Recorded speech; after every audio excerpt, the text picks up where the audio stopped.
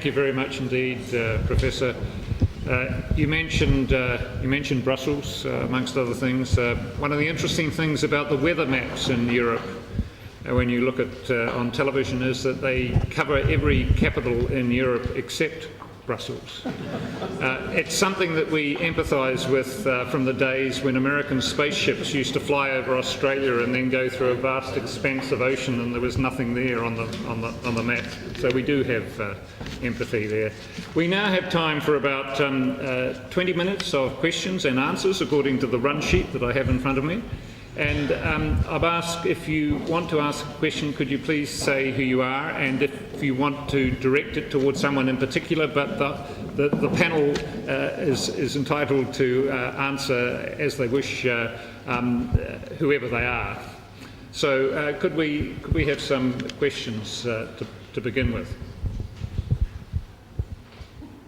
Yes, please, ma'am.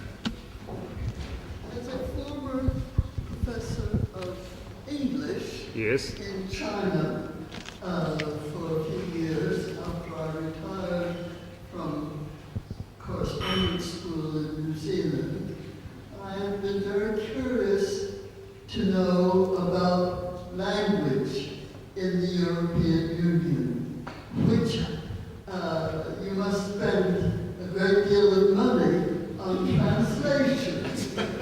And is there a European language? And if so, which one? Professor, would you like to? Well, thank you for the question.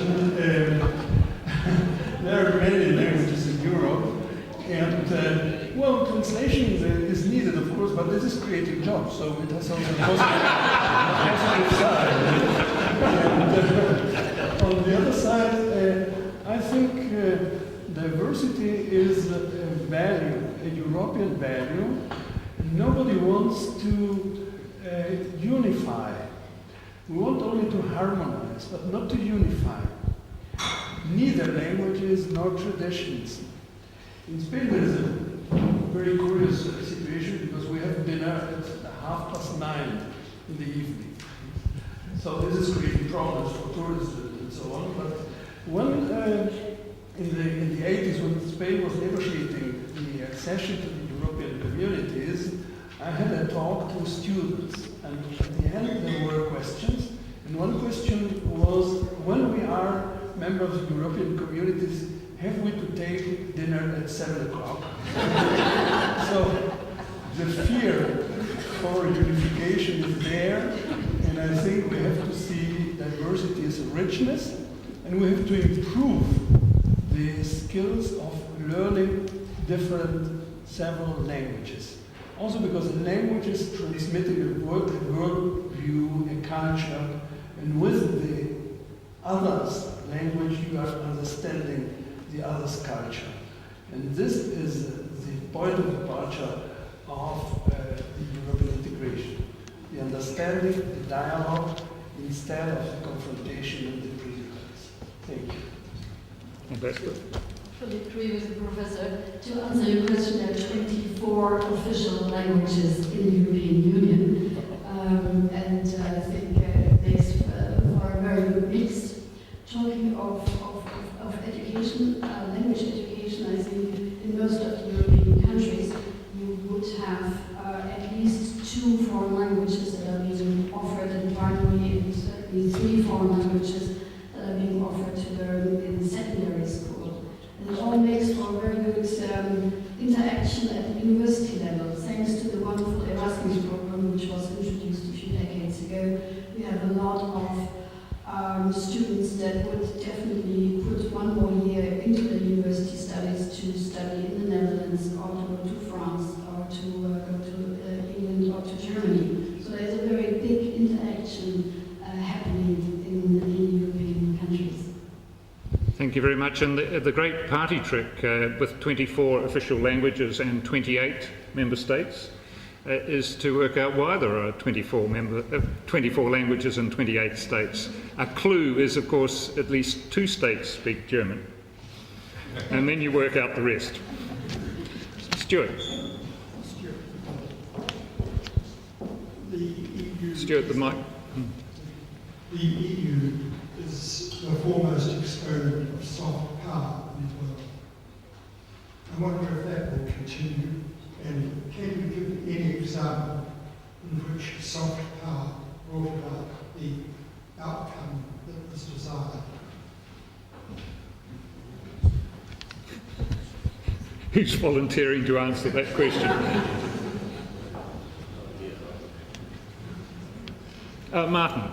Professor Martin Holland. Thank you, Stuart. Now I know why you don't trust you for Wellington. I'll reverse the question. Do you really want a hard power European Union? Do you really think that's going to increase global security to a proactive, unilateral European Union? I don't think so. Yes, soft power is constraining. I would hope it's more civilized and more progressive.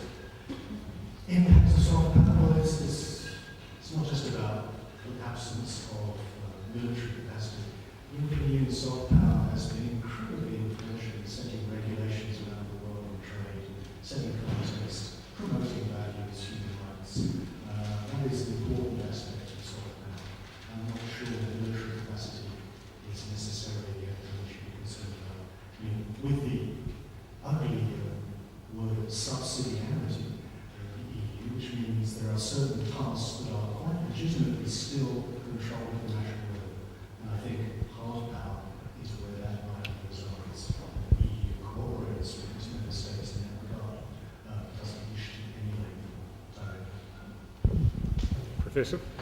Second professor. Well, for having one example, I think the European integration itself is a success of soft power. So many years of negotiating instead of confrontation, this is a success. Because the European Union is not a club of friends.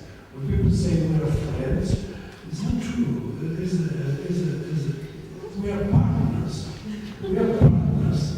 And in partners, there are different interests because positions are very different. Also in external policy, the relation of Ireland to the United States will never be the same as the relation of Spain to the United States. The relation of Germany to Israel will never be the same as the relation of Spain to Israel, and so on and so forth. There are different interests, different perspectives, different world views, different traditions, a different history, a very complex history. And the fact that in all these years dialogue has prevailed, this is a success of soft power. John? John Ivan, formerly Foreign Affairs and Middle East Administration. We've had reference tonight to the emergence of number of groups and parties who are seemingly opposed to the European project. And on the other hand, we see Scotland, Catalonia, Belgium, also with some vociferous tendencies. So, is this coming about? Is it growing because, or is it antithetical to the growing unity in Europe, or conversely, does the panel think that because Europe is there, increasingly is taken for a granted framework that is always going to be there, people feel freer to be able to take these more controversial, more opposing kind of stances, confident that Europe is always going to be there to check. Can I ask the British High Commissioner to respond, perhaps? Thank you. Thank you very much for that. You know what it is? It's because we are a partnership of democracies, and our people will have different views amongst them. And because we have freedom of expression as one of our fundamental human rights that we respect and honour, we will see an ebb and flow of opinion in one area or the other. And I just think this is a reality of political cycles, economic cycles. And there is a correlation between when times are tough, as as we have seen recently in Europe, one human reaction to that is to be entrenched and pull back. And you become quite nationalistic in your perspective, and a perception that maybe we will do better on our own. And the one great contradiction of this, because you cited Scotland, is that Scotland both wants to leave the United Kingdom, but wants to remain part of Europe. There is a contradiction there. And I think I won't dwell on the Scottish issue. So, whether it is the UK or issues in France or Germany or other parts of Europe, our populations will have a view. And it depends on how they feel at a given moment of history, and it depends on the economic and political environment.